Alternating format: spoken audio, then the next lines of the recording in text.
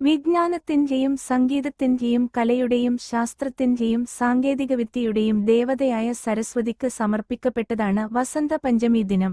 വസന്തപഞ്ചമി ദിനത്തിലാണ് സരസ്വതി ദേവിയെ ആരാധിക്കുന്നത്. വസന്തപഞ്ചമി ശ്രീ പഞ്ചമി എന്നും സരസ്വതി പഞ്ചമി എന്നും അറിയപ്പെടുന്നു.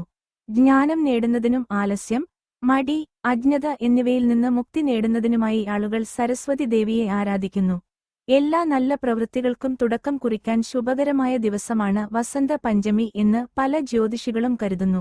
വസന്തപഞ്ചമി സരസ്വതി പൂജ വസന്തപഞ്ചമി ദിനം സരസ്വതി ദേവിയെ ആരാധിക്കുന്ന ദിവസമാണ്. ഹിന്ദുക്കളുടെ അറിവിന്റെയും സംഗീതത്തിന്റെയും കലകളുടെയും ജ്ഞാനത്തിന്റെയും ദേവതയാണിത്. വസന്തപഞ്ചമി ശ്രീ പഞ്ചമി എന്നും പ്രത്യേകിച്ച് പശ്ചിമ ബംഗാളിൽ സരസ്വതി പൂജ എന്നും അറിയപ്പെടുന്നു.